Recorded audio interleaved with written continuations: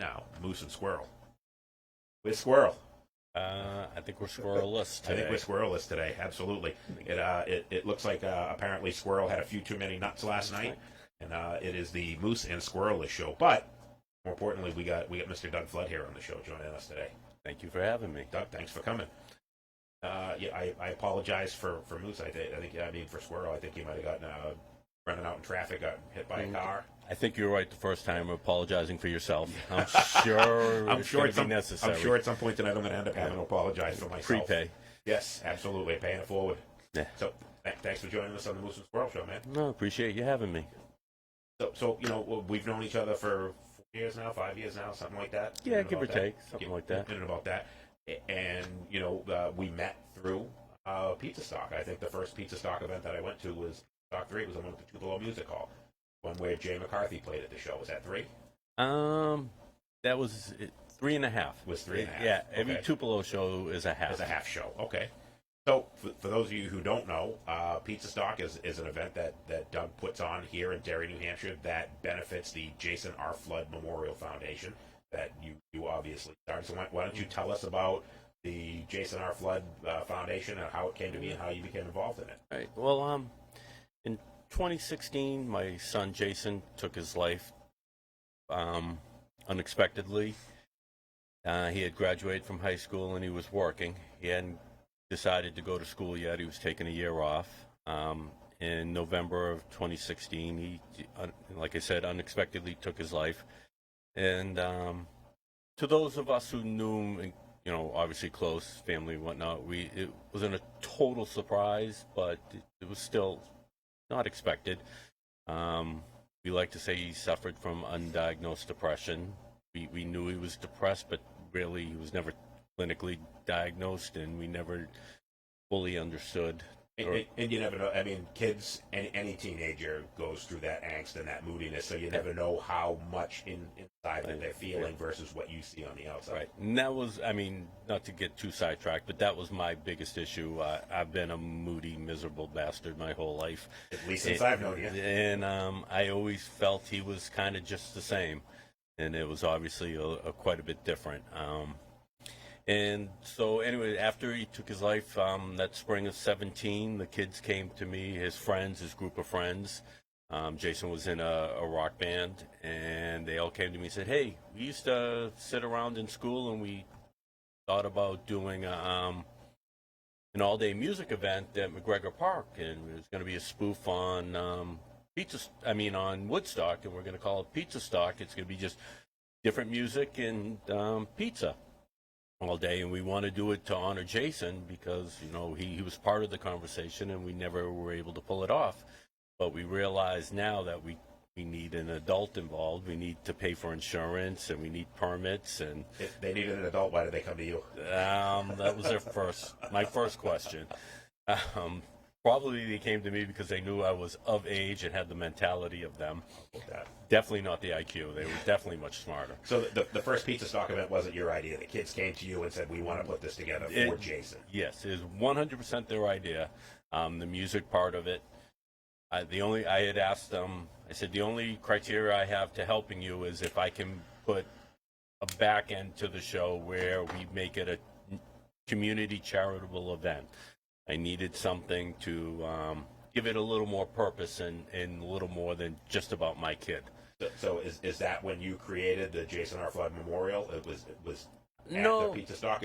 Was it before then? It was after that. It was the first one was so successful, and we flew by the seat of our pants, and we raised money for the Sunshine Soup Kitchen, got a pickup truck's worth of food and supplies donated at the same time. And after that, we decided, this was no longer a one-and-done deal.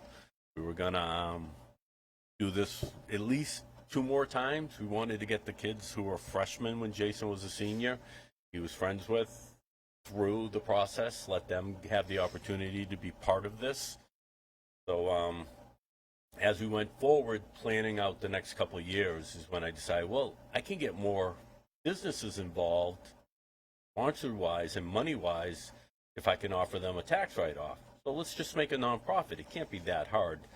And that was my first mistake. So pizza stock first, and it was a kid's idea. They brought that to you and said, "Hey, we want to do this for Jason," and you said, "I'll do it, but we got to get community involvement in this. We want to give back through this. We don't just want to do it to do it. We want to be able to give back." You got Sunshine Soup Kitchen, which is obviously here in Derry. You got them involved, so you donated to them, and then just based off of the success with this, you said, "Hey, we can make more out of this than just a one and done." And you originally said you planned on just Pizza Stock 3, and that was it. That was your original plan. Was 1, 2, and 3, and you were done with it. You were just going to move forward from there. Correct.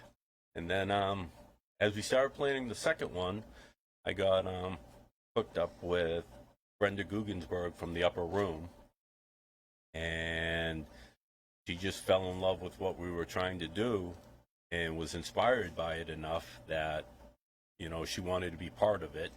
And obviously, so we brought more resources for mental health and suicide prevention to the second one, and we set up more tables with NAMI and the American Foundation for Suicide Prevention.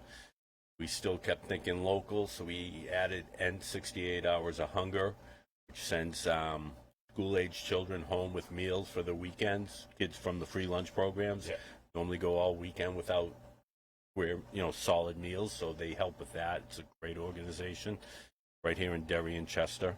And the Boys and Girls Club, and so we brought all that together, and that one more than doubled the first one, both in dollars and maybe not doubled in size, but it definitely grew. Involvement, you get more money in, more people involved, more businesses involved.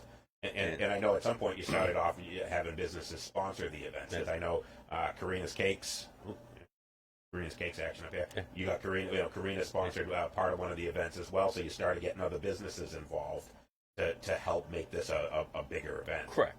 Mel Davis from the Grind coffee shop was the first person to put up all the money for one, and she paid for most of two. And I don't want to leave anyone out. There's so many that keep coming along. And recently the Second Car Auto Center, they've been paying, because our gigs now are getting to be more expensive, right, more elaborate. If you've seen what we've done at Events United, that Events United show completely blew me away. Yeah, in that one event cost us the previous 4 combined.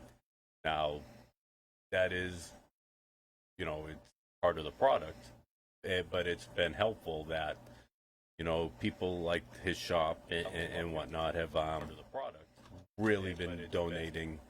We've been able to, I think because of the nonprofit, right, we're taking a little more serious, and we're able to give back to the people who give to us.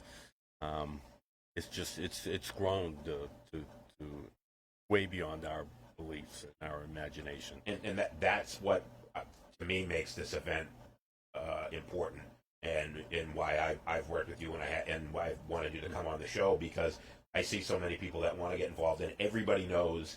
You might not have anyone that's directly related to you, but everybody knows somebody that's committed suicide or that has attempted to commit suicide. And when I first put this out, I had so many of my friends reach out to me, thanking me, saying, "Hey, this is great that I got, that you're getting involved in this because of other people who have had those experiences in their life." And this it's something that people see as being a positive, and it's a community-based thing where it really focuses on the small community, where a lot of times when you're given to a lot of the charities, it's a nationwide thing, where this is really a community event that supports the local Derry community. Yeah, I've always been, grew up in a small family business, ran a small family business, so I've always been small-minded, simple-minded, just because it's easier. It fits. But I feel, the corporate level and the national level has an importance because it has a big reach. They have a lot of resources. But Danielle and I still always feel and have felt, we make our village strong, then that village is touching the villages next to it. It will grow from inward out, because you can see the impact. You can personally not control, but you can affect the outcome. You have a personal involvement. And I think that's what's important for us. I think that's some of what's missing in the youth today, that personal connection. Social media and our phones and all this technology has great advantages if you realize it's just a tool and it shouldn't be an extension of you. And I think that's lost a little bit on these kids. You know, I agree. I think it takes a lot of that personal relationships that people get, where a lot of people you see they're in a relationship with their phone and all their friends are in their phone, and you don't see kids hanging out like you would normally. And these events kind of they force people to come out to these events to get involved. And you want to, and you get involved in music. And when you get involved in music, I've been a musician since I was 18 years old, and I made a lot of great lifelong friends because of that. Because the musician community is a really tight knit community, and it seems like everybody knows everybody in that industry, and people always want to help out other musicians, even if you don't like their music, you still want to help out other musicians. So it kind of in itself, it kind of brings that community together, where it forces people to get outside of their phones and outside of social media. Yeah, I don't want to say I picked music directly or, on my own. It wasn't a deliberate connection. Like I said, the kids came to me and with their idea. But I do go back on the fact that our best year with Jason in school, from a high school level, was his senior year, when he didn't make this, for the first time in his life, he was cut from soccer. He was told he wasn't good enough. And he went straight to the theater department in the chorus, and as a first timer, made big strides there. It was the community that the teachers and the kids developed there at Pinkerton in the theater class that year, in those years, because it was all 4 years of kids working together. Yeah. The way they accepted Jason, embraced him, and following afterwards, what they've done for Danielle and I, just been amazing. And I, we were trying to grow and bring sports into it, because I feel, there's still a team camaraderie. Thank you. You're welcome. Involved in that, and I feel that is still a good outlet for kids who need physical activity, need things to do. You feel good after, running around and sweating a little and accomplishing something and competing. So we want to bring sports and any kind of activity like that makes you interact with someone directly. And that's, music does that, and sports do that. They both do that. And if you can combine the two, you get a lot more people with a lot more interest. And when I was in high school, the kids that were in, and it was funny because you had your music nerds, which were the kids that were in the band, and you had the musicians like myself, and then you had the jocks. And none of them ever interacted. They were three very specific groups. And the musicians, the metalheads, didn't play sports, and the jocks didn't play an instrument. And they were, it was very much, everybody was in their own little clique. I don't see that today. Most of the guys that I know today that are musicians are huge sports fans, whether it be football, big Patriots fan, Red Sox fans, Celtics fans. I won't mention that other Boston team because I hate them. But hockey fans, how about Philadelphia Flyers fans like myself? People love hockey. But I think now you get that overlap where you didn't have it. When we were younger, you didn't have that overlap. They were very much segmented into their own categories. But today, you definitely see guys like sports and they like music, and people come together on that. I think it's the kids today. It's funny. I feel they're more open-minded to everyone's differences. Yep. I feel the backlash to that is, or the problem with the technology nowadays and their inability to deal with it. Some of it is when they're not, when they get on one another, it's 24/7. When you and I were younger and we got to disagreement with someone, we could go back to our neighborhood and hide in our safety in numbers and not have to deal with it until the next day when we went back to school. I think nowadays the kids can't escape. You can't escape. It. It's everywhere. Everybody's got a phone. Everybody's got this attached to their head. You can't get away with it. And the picking on and the ridiculing can go to such different levels than it did for you and I. I mean, getting your ass kicked is one thing. Get over it. But when you're mentally abused nonstop, and that those images and those words do not go away, they can pop up at any time. in some ways the kids do have, like I said, they're more open-minded, but when they're not, It's brutal. It's rough. So, got a couple comments here. Brendan Bean, you took a truly terrible tragedy and brought help and healing to the community at large. Reaching out to help others is awesome. Music's always been a great vehicle to build a community. Brendan, if you ever watched any of our shows, he's probably our biggest fan. I don't think he's missed a minute of any of our shows. So, Brendan, great guy. I've known him since I was probably 12, 13 years old. I think he lives in Florida now. Please take this the right way. If this is your highlight of your Sunday, get a life. You gotta find a hobby. Come on, man. It's only because you're on the show this week. Yeah, no, numbers plummet. No, we appreciate that. This was done first for the kids, not for Danielle and myself. And Danielle's your wife, just because you mentioned her name, so Danielle's your wife. My wife. And crazy that somebody married you, but okay. It's crazier. She's been with me for over 30 years. And I'll be honest with you, some of it was fear. This hopefully will come across correctly. This is not conceit. This is not pumping my kids' tires. We thought he was very average and ordinary in his reach to people and kids. We thought he had a normal group of kids around him, nothing special, nothing spectacular. The night of his wake, that never ended. That line never ended, and it was, the day after Thanksgiving, and it was snowy and icy and rainy out. When you're told that the services are going to go from 7 to 9, and I looked at Danielle and said, what the fuck are we going to do for 2 hours when the line's gone and we're just sitting there? I don't want to be in the room with them.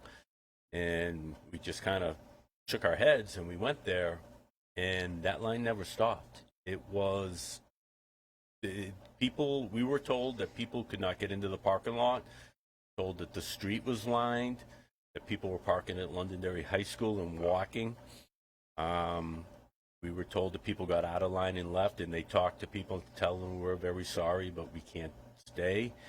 When the director came up to us after and said, I've done a lot of kids, and kids have big draws like this, but in 25 years, I've never seen anything like this. And it humbled us and scared me that there might be a copycat. Some kid might say, well, look at the love this kid's getting. Look at the attention. Yep. And that scared the crap out of me. So initially I was running around Derry just saying, my kid died by suicide, and it's not okay. It's not right, and it shouldn't have happened, and we need to do something about it, because I wanted the kids to know that I was broken, my wife was broken, my daughter was broken, and we weren't going to be all right, and we weren't accepting it. We were grateful for the turnout and the love and the support. Yeah, that feeling though is very short lived, because when it's gone and the next day and you got to get up and face reality, you can't say, oh, but he had a great line. There was the line out the parking lot. Especially immediately after it happens, the next day, it doesn't make you feel any better. No, and I had this fear that every step forward was fine, but if I got a message and one person said to me that, oh, so-and-so took his life and he left a note and your son's name was in it, I first off, the tragedy of it, right, but then the guilt of, how much more destruction my son would have done. I couldn't handle that. So that's another reason why I have dived into just pushing it and trying to tell the kids, do something, do anything. If it's not working, do something different. Don't do this. This is dumb. We shouldn't be doing this. And imagine if you talked about how brutal social media is, and with everybody having their phones, the bullying, and when people are getting picked on, like you said, you get beat up at school, you go home, it's gone when we were kids. But now with the social media, it never goes away. You imagine where we could take that same exact effect, and instead of it being constantly bullying people, constantly building people up and bringing people together. And Pizza Stock does that. It's a tool. It's a venue to bring people together and say, hey, people want to see you. People want to hang out with you. People want to be friends. You're valued. We want to be part of your life. We want you here. And just having a support system that for people to show that they matter, it's never going to get rid of it, but it's definitely something there that people can lean on and have it be something that helps bring them in and motivate them and let them know people care. I think something that the way it's evolved was not how we expected, and we didn't really plan it. We've just gone with it. Was the first one was so ragtag and by the seat of everyone's pants, and it was all these bands that were mix matching members. They were just put together for this. They were all sharing equipment. No one had enough equipment, and we watched this community and watched them all hanging out. So we decided moving forward that, to get that many bands in that short a time, we needed to share equipment. I needed kids to commit their equipment. I needed them to show up. We needed to fill space. And I wanted to give everyone an opportunity. So I'm like, if you could put 4 of your friends together and learn 3 or 4 songs, do it. Be part of this. And when you come, we try to encourage everyone. I know it's a long day, but stay there from start to finish. Hang out, learn ideas, learn friendships. You're not going to be, every minute of it doesn't have to be perfect, but if you get something out of it, then that's what it's about. And it's evolved into, that's exactly what it is. It's come share space, come share discussions, share ideas, share equipment, share band members. We have kids, especially in our summer events, who will play in 2 or 3 bands all day long. And that's what it's all, they're all just living the dream. How many bands did you have for Pizza Stock One? How many bands came together for that event? First one, I think, was 11 or 12. It was, I think, 8 hours long. Wow. The second one, we had jumped up to 14 or 15, and that was like 9 hours long, because we started bringing in speeches from, because we had the upper room, and we had Center for Life Management and N6A. So we wanted we wanted to find a way to incorporate a little bit of community service. We want people, to reach out to these other organizations that need help and at the same time can help our community. They've been here. They've been doing this longer than us. They know what's needed, and what they're trying to do are all bits and pieces of what we say is important. Right. So we're trying to include them all. And from there, the biggest one was 3.5. Was 3. That's when we set up 2 stages. I think it was 3. And I think we had 18 bands. Wow. That's 8 or 9 hours. That's a lot of music. And it was just great. And 5 was going to be even bigger. 4, but that, COVID came and kind of wiped out. Before we decided to move to the Boys and Girls Club, had more parking, it had a bigger area, and the ability to move it inside. Excuse me, inside the last minute rainstorm. So we decided to move it there, and within 24 hours, I probably had 26, 27 bands. We were going to set up 4 stages. And just make the music nonstop and separate far enough so they could all play at different times at the same time. And then we had a lot of the professional festivals. They do that today, where they'll have a main stage, a B stage, and a C stage, where they'll have at least 2 bands going at once. Because you get so much music. And and COVID came and just kind of squashed that. But hopefully it'll 6 is coming up. We have to worry about 5.5 first, but next summer is 6. For whatever reason, my son's sport number, he wasn't always number 6, but it's kind of become his thing and our symbol for him. And I used to call him 6 from the sidelines all the time, even if he wasn't 6. So we're going to throw a lot into that one, and we're going to start planning it January 3rd, the day after 5.5. And so we got 5.5. You see the graphic up on the screen here. That's January 2nd at the Tupelo Music Hall. Yep. Right here in Derry, New Hampshire. Yep. Tickets are on sale now. They're only $15, and you just read the Tupelo Hall's COVID policy before you purchase tickets. We didn't make the COVID policy. We didn't invent COVID or spread it, and unfortunately, it's not our fault. But we are just trying to, we're grateful for this opportunity that Scott, Julie Haywood have given us to put the kids there again, and here's what it is. We got 3 killer bands competing, and we got last year's winners hosting the show right there. Cozy Throne. Cozy Throne. They started in my garage. They've grown way beyond my garage now. They they played here when we did the show at Transgression Yep. Studios. They played that event. Pizza Stock 4 was a 2-day event, and day 1 was at Events United, and day 2 was all day here at the Transgression Studios. Yeah. Cozy Throne played that. They were just one of many. One of many. I think there was 7 or 8 bands that we had here at Transgression Studios. And they weren't even the headliners, and now they definitely kicked ass. So Stacy Snell, I remember a few months into the pandemic, different groups of kids involved with Jason R. Flood Memorial, checking with each other. It's a great example of caring that, in part, a result of the involvement with Jason R. Flood Memorial. That was the last carryover to their friends for years to come. Yeah, Stacy is now a board member with us. Awesome. We met her right after 3.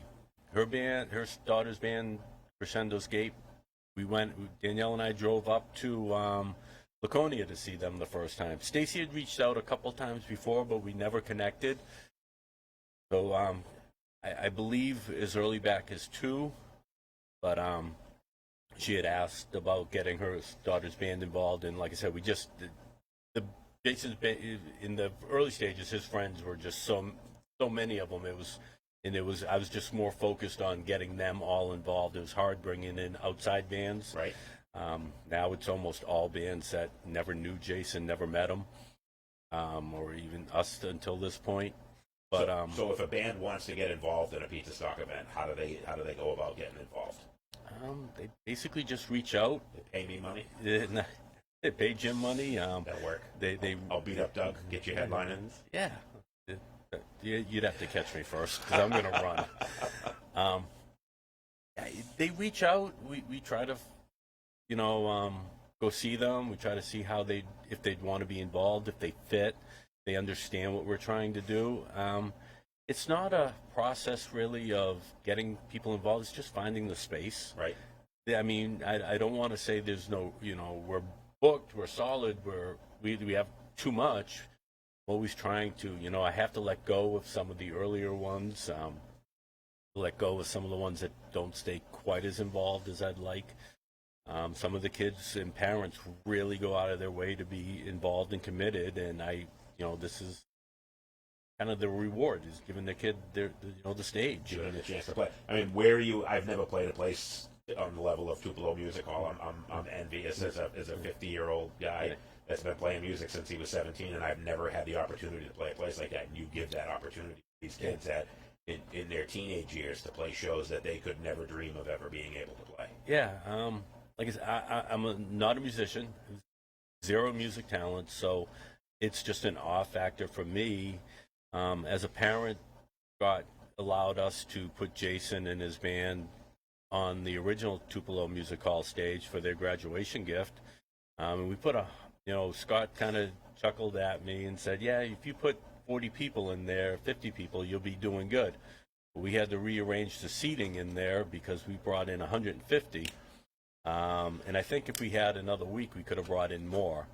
But the cool factor of Jason, the kids from the band and all their friends watching it, that was it. They were rock stars. It didn't have to, whether or not that was their biggest moment or their last moment, they had that moment. They had something to hold on to. And maybe sometimes I'm overstating it, I feel, but that's all I'm trying to do is give these kids their biggest moment or a bunch of small moments that, some of the new parents tell me that to me, I'm just doing what I think all these kids are doing anyways, but they're telling me that we're giving them opportunities with places like Fody's Restaurant and the East Derry Tavern, the Auburn Pits.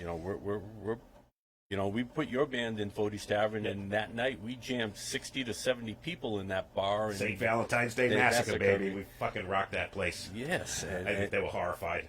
No, the staff still talks about that as being one of their busiest and biggest and most fun nights to work. A bunch of drunken metalheads from Lynn, Massachusetts invading Fody's Tavern. Yeah, we had After Image on first just to level the room. Exactly.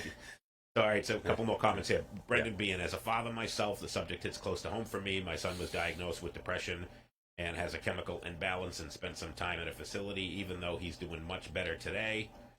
That fear does not go away. I'm always worried about getting a phone call. Pauline, why not? As a mother who just lost her son to suicide, I thank you for what you're doing is amazing. Being able to turn a tragic event into something positive for your son's friends and the community is a powerful way to honor your son's memory. And I just say to her, just hang on. I can't imagine. I know what you're going through. Unfortunately, it never goes away. You know that, being the mom. Just know it does change. I don't want to use the words better, but it changes. And most of us describe it in waves, and our waves are up and down and sharp and high and low. And everyone's a little different. Mine has finally gone to long, low waves. My highs aren't quite as high, and my lows aren't quite as low, and they all last a little longer, so it's different. It starts to balance itself out a little bit. It probably will never go away. No. But like you said, when the highs are not as high and the lows are not as low, it's a little easier to manage day to day than very wise man told me the punch to the gut lessons. It comes softer. It does. It's not going away. And you're going to have those moments where you crash, but they do balance out a little bit. Lessens the blow. So I just know that. Kathy McCarthy, I think you know her. Yeah. We were lucky to see Jason perform a couple of times. We've been to so many Pizza Stock events, and they're always a good time and a great cause. We love the Floods. Oh, how can you not love them? I mean, I'm the figurehead. I think she was talking about Danielle, but okay. Probably. So, Pizza Stock 5's coming up. How many bands you got playing? 5.5. 5.5, sorry, 5.5. And that's January 2nd at the Tupelo Music Hall, Derry, New Hampshire. Starting at, I think doors open at 12:30. Show at 1. I think I could be wrong at that. It could be 12. It's on the screen. Yeah, it's on the screen. I just make up this shit. Yeah, $15 to get in. $15 a ticket. You can buy. I'm gonna put a link in the comment section. I'll pin it to the top for people who want to buy tickets. I will post a link. Also post a link to the pizzastock.org page where if people just want to make a donation, they can't make it to the show. They just want to make a donation. They can donate as well. Correct. So how many bands we got playing 5.5? We got 4 bands total. 3 competing. We have band Rock Bottom, who will absolutely blow you away. The leader Liam's, I believe, a sophomore in high school and already being donned the next guitar god from this area. We have Second to Last Minute, which is a band that's growing out of last year's competing band. It's entirely different. Both of those bands have played here at Transgression Studios. I'm familiar with both of them. Yep. With Second to Last Minute, we're trying to put together an EP for them, and I need to get my head out of my rectum and get some time made and get here and get this done for them. And who's the third band? And the third band is called Castle Island. One of the kids, Kyle, went to school with Jason. This band was formed at college, I am pretty sure. Don't know a lot about them. They're college age, competing against 2 high school bands. But they've all performed for us before. They've all packed the house. And they're all slightly different styles of music, but they're all rock bands. It's going to be legit. And last year's winner, Cozy Throne, who new EP has over 12,000 streams on Spotify. Awesome. Something that you should be in of. I've streamed my stuff more than 12,000 times. So my stuff, you might be close. Yeah, so maybe you have 12,000 streams. So they're headlining, and they're going to tear the roof off. And they're another band that's played here. Absolutely fantastic band. Great group of kids. Really enthusiastic. Great musicians. Definitely want to check them out. Cozy Throne. And Rock Bottom is played here. And Second to Last Minute, we're working on the EP for them. Correct. So only one of those bands I haven't had the chance to meet yet. But all of the bands that you've had come up here over the years, whether they just come up here to hang out and jam, they've come up here to live stream the Pizza Stock event that we ran here, or the ones that I've met, they're all very personable kids, great kids, really enthusiastic about making music, and that makes you want to support. Even beyond, obviously, you want to support the Jason R. Flood Memorial for what it stands for. But when you meet these kids and you see the bands, it makes you want to support it even more because they're a great group of kids. Yeah, they really are. It was funny when we got Jason involved in music. At one point, Danielle and I, we bought him his guitar because he was incredibly smart in math and science, and he was as intelligent. He was as bored with school, and we thought and felt that, well, if we get him involved in music, he had already been involved with kids in garage bands and stuff. He loved that music. I brought him to his first concert, Dropkick Murphys, when he was, I believe, 9, and he was lucky enough to see the Dropkick Murphys probably 10 or 12 times, saw the Mighty Mighty Bosstones another 10 or 12 times, and we'd been to a bunch of concerts. So, I mean, music was in him. And so you weren't a musician, but you were a fan of music. Yeah, I grew up, my parents were like just rock and roll listeners and product of the 70s and 80s, so every party had music blasting. Yeah, lucky you. My parents listened to Dave Clark 5 and ABBA. Yeah, no, my parents got me hooked to WBCN as a kid. Mornings before going to school, I was listening to the Big Mattress and the Charles Blackwood era. Charles Blackwood era. Yep. So it's just always been in me from that angle and that end. I picked up the guitar, couldn't learn it, and I'm just not smart enough. Or ugly enough. Maybe if I was an uglier kid, I'd be a better musician. You might want to try picking it up again. Yeah. And I don't know, and he had the same way, and so we thought, we looked at it and said, hey, creating music and writing a song is like a math equation. It's start and finish. There's multiple ways to go about it, but there is still a start and a finish, and you need to follow a set of guidelines, a set of rules. So we thought, unless you play jazz and you just play everything, and it's jazz. And so we thought that, and then after we did that, we're like, oh crap, did we just buy our kid a one-way ticket to someone's garage and become a stoner? And these kids are nothing like that. They were all, Jason's group of kids were all chorus and theater geeks, and I'm saying that with all the utmost respect because their talent when we saw them live was holy. What did we become? Jason was in a play his senior year. Danielle and I looked at each other and said, why did we never go to a play before? We never heard of this stuff. Who's that kid? That's not our kid. He came home pissing and moaning at all the work involved in the play, and he's like, I have 7 lines. He goes, I am doing all this work for 7 lines. We told him to relax and be part of the team and just do your job and all the typical things you tell a kid. We went and saw this play, and yes, he may have only had 7 lines, but he was like 4 different characters, and he was in almost every scene on stage. And we're like, dude, what are you complaining about? And he just didn't get it, Well, it's even like playing sports. You play baseball, you get 3 at bats. You play hockey, you might get 3 or 4 shots a game. You play basketball. Basketball's a little bit different. Not a fan of that sport, but mostly even the sports, your chance to shine. You 2 or 3 times a game, 3, 4 maybe at best. He knew as a soccer player, the statistic in a professional soccer game is 90 minutes long. A player plays at 90 minutes, and the average time that the ball is on his foot is 1 minute and 20 seconds. It's a lot of work for a little bit of play. Yeah, so Which is why I didn't play soccer, and you had to run. I was a fat kid. I'm like, oh, you need a goalie? I'm in. Be a good hockey player, goalie. So just gonna stand there and let the puck hit me. 4-foot net and 3 feet 9 inches of exactly. And then I James there. I just sit there with the cigar and go ahead. So now you're talking. You got to start working on Pizza Stock 6. Yes. So 5.5 is at Tupelo Music Hall. 6 is going to be an outdoor event. Yeah, it'll be an outdoor event. It'll be back at the Boys and Girls Club. Okay. We're gonna try to find a way to have probably 3 stages at least. We are going to have community services there. All the standards. We're working with Derry's working really hard right now. There's a Derry Skate Park organization. They're trying to bring a skateboard park to Alexander Carr Park. It already has a park there, but it's been run to the ground and was not built properly. So we are working hard we're helping this organization work to secure the funds, to get Derry leadership behind it, to build it.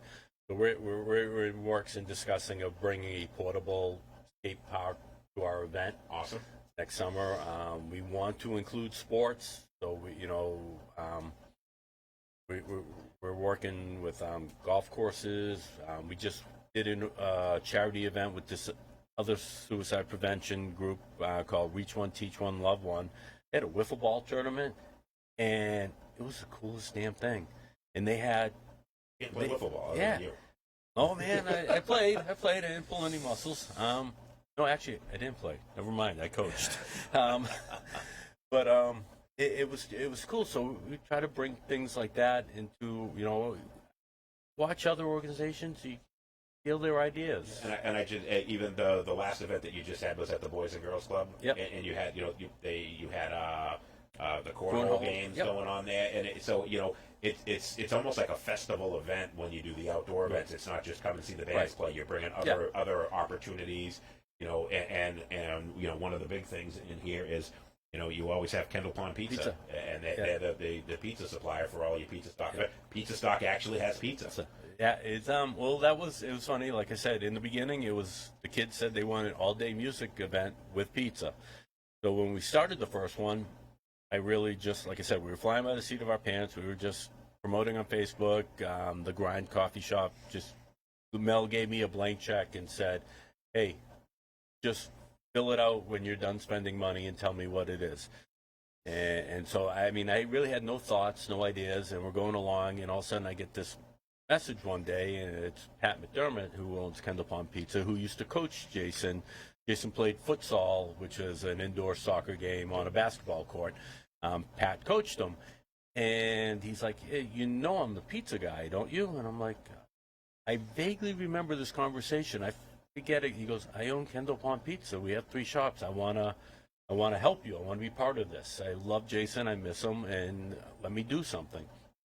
So they came in the first time. We didn't know if we were paying for it, if they were donating. We didn't know if we were going to give away 10 pizzas or if we ended up going through like 50 pizzas. Wow. And at the end of the day, I'm like, all right, what do you need a check for? And he's like, worry about next time.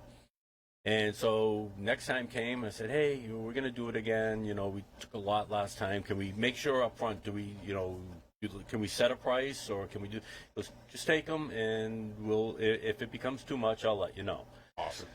And then when we did the half one, I didn't even want to reach out to him. I'm like, so I'm like, I want to give you an opportunity. We still want to include pizza. I want to buy it.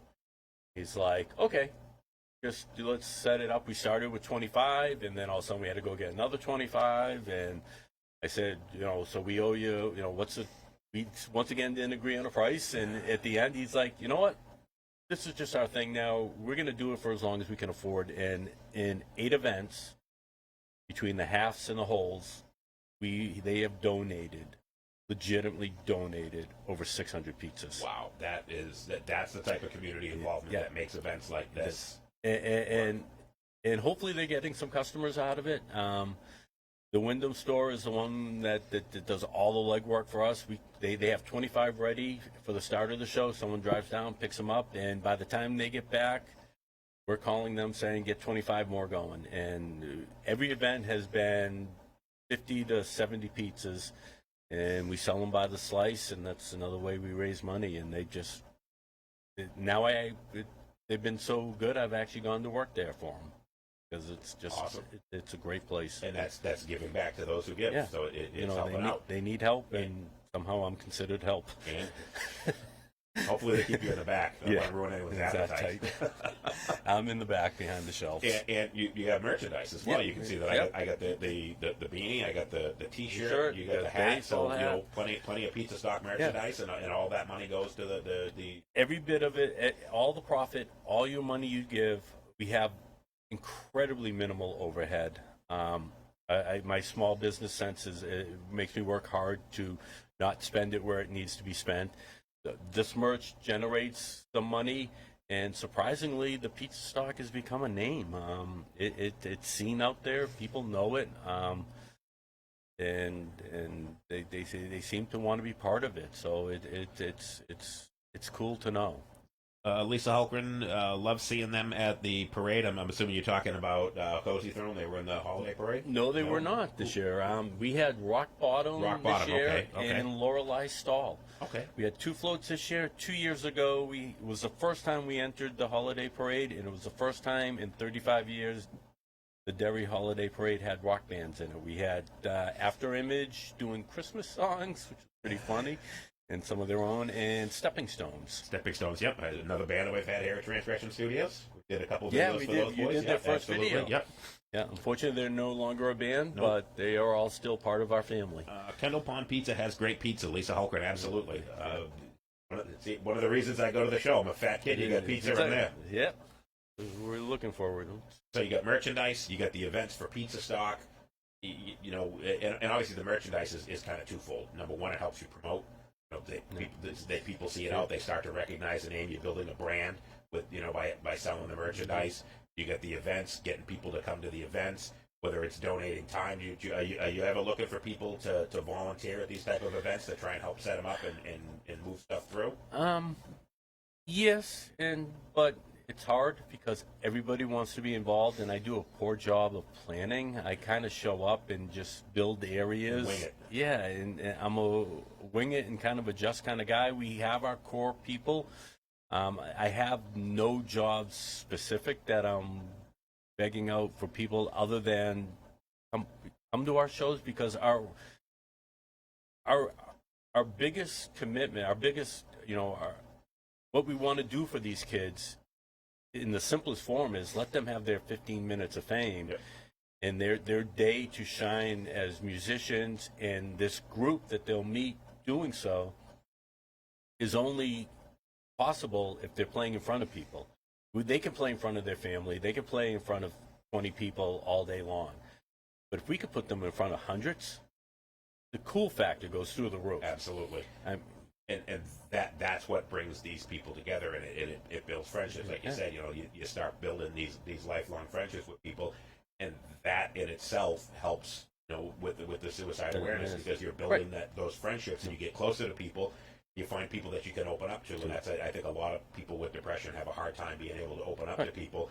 And these type of events where, you know, you have the cornhole tournaments, or, you know, like you said, you got to bring the little mini skate park there, and it brings people together. It builds friendships. It builds strong bonds with people. And the cool factor of getting to play music in front of 100 people, where you probably, I've played probably 50 shows in my lifetime, and I think I've only played in front of 100 people. Yeah, you know, it lets these kids know that they're not alone, that adults care about them. Yep. When they're interacting with these other kids, they find out that so and so feels like I do, or they're just like me, or look at that, we're dressed the same, and you know, I thought I was a bozo, or whatever. I don't know. I hope no one's dressing like you. Well, ditto.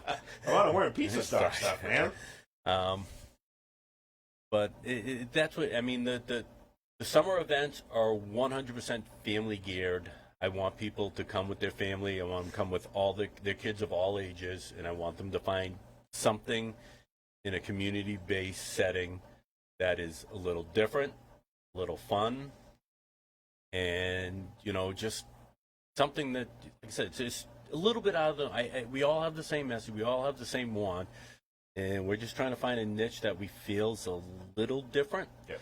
A little different way to get the message out, and hopefully keep the kids glued. We want it's ultimately, in the end, it's not us adults these kids are listening to. I believe counselors are incredibly important. I believe parents, you know, obviously are the most important. But I believe at the end of the day, you know, if Jason felt like, you know, he talked to his mother, he talked to me a little bit, he saw a counselor a handful of times. He wasn't talking to any of them. He wasn't being as open and honest.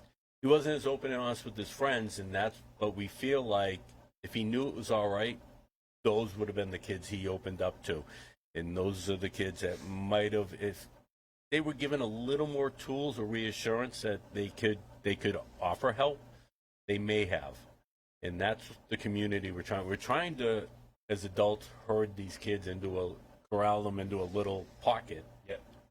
And let them be them. and just every now and then push them back in line. If they wander a little too far, if they need guidance, just give them guidance and let them do their thing. And I think that they'll on the most be all right. I think these kids are smarter than we think. I think they have more compassion than we realize. I just think they need to know how to express it. I think they need to know it's okay to express it. Without sounding too utopian or fucking Garden of Eden or any like a Hallmark channel, but it's really that simple. In music, being a lifelong musician, it's the best way to get your expressions out. It helps you, express yourself in so many ways that you normally couldn't.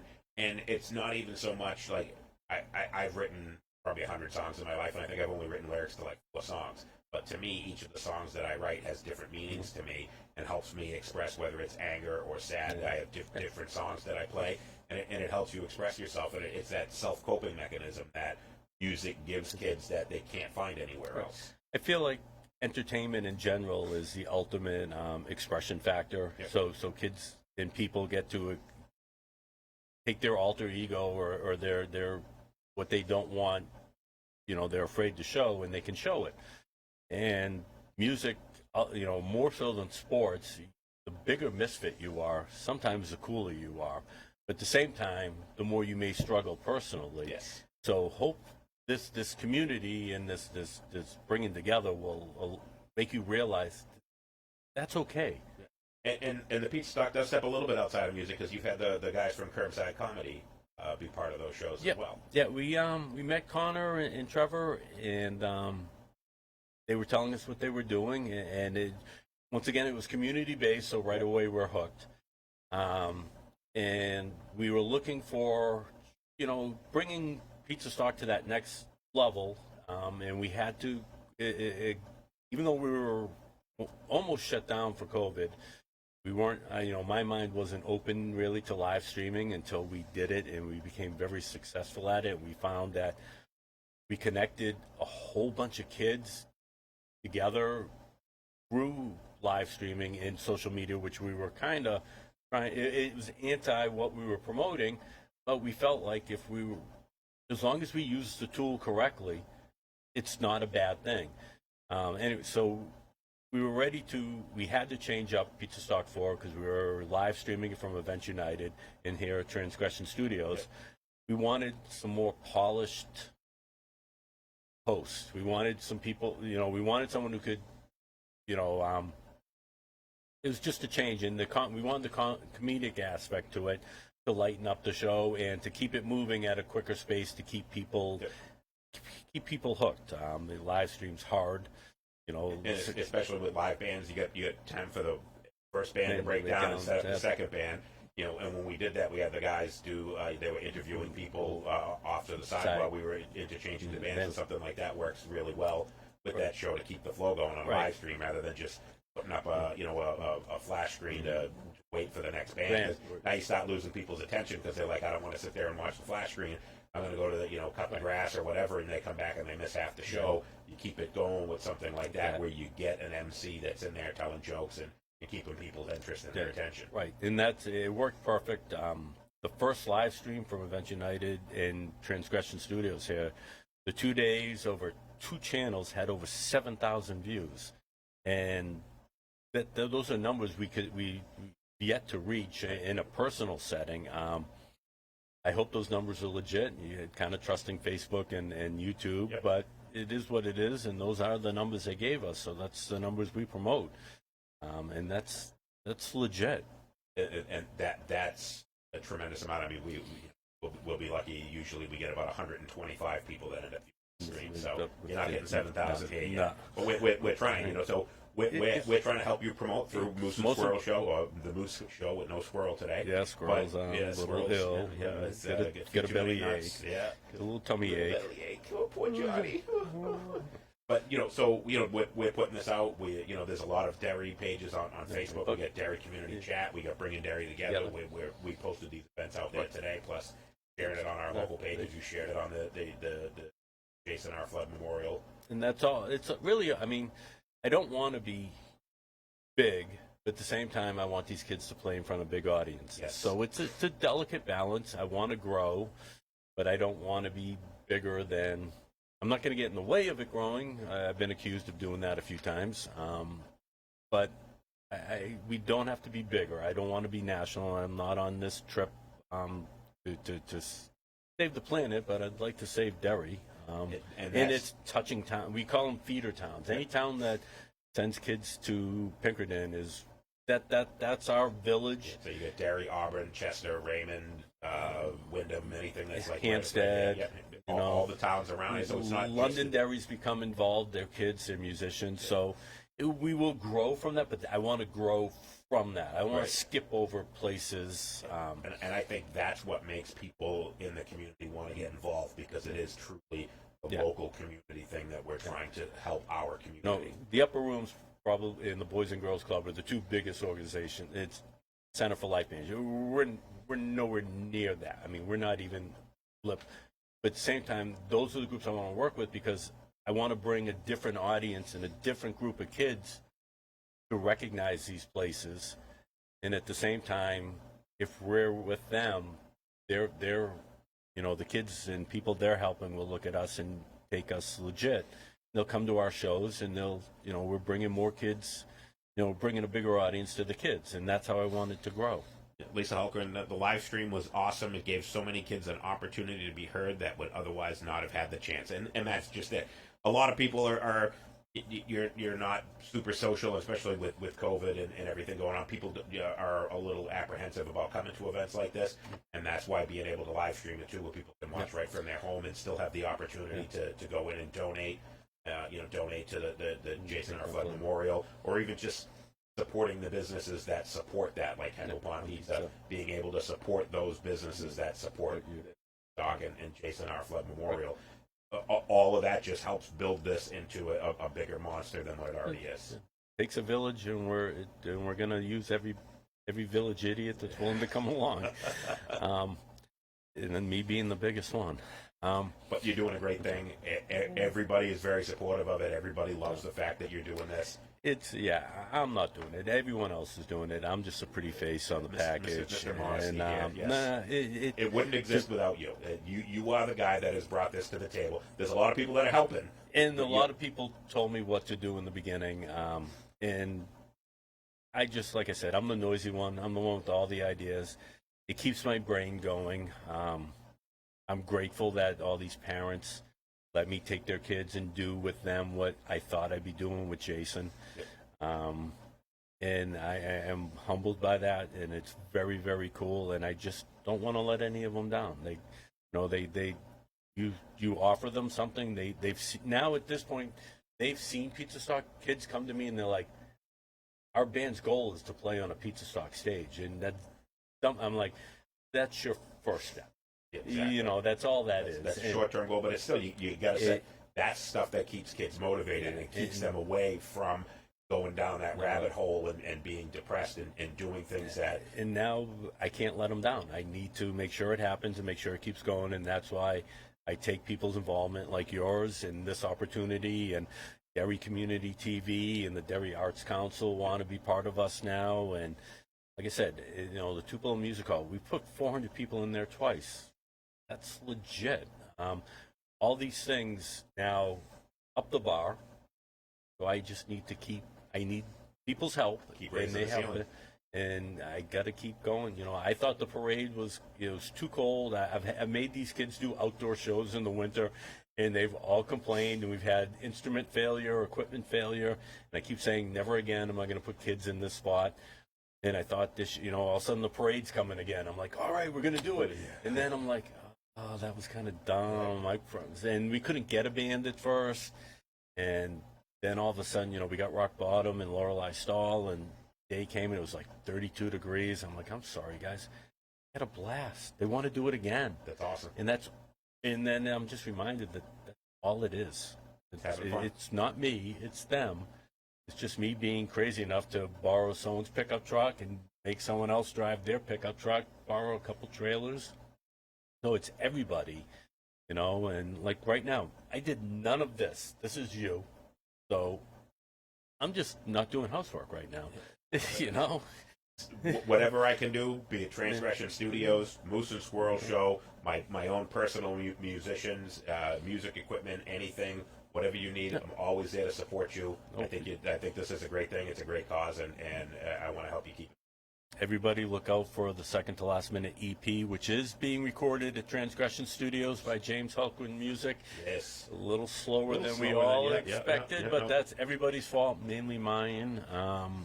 But it will get done. We got some work to do. We got the tracks, the main part of it done. We got a little bit more work to do. We got 4 songs that we're working on. 3. We have 4 songs, 3 are going on that EP, and I've already moved on to another one.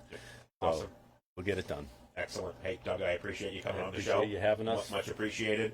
Pizza Stock 5.5, January 2nd, Tupelo Music Hall. I'm going to put a link down in the comments section. I'll pin it to the top so you guys can buy tickets to the show. We'll also put a link to the Jason R. Flood Memorial Fund if you want to make a donation to that. Appreciate everybody joining us today. Peace out. Damn, took an hour, but you got it right. Yeah, imagine that.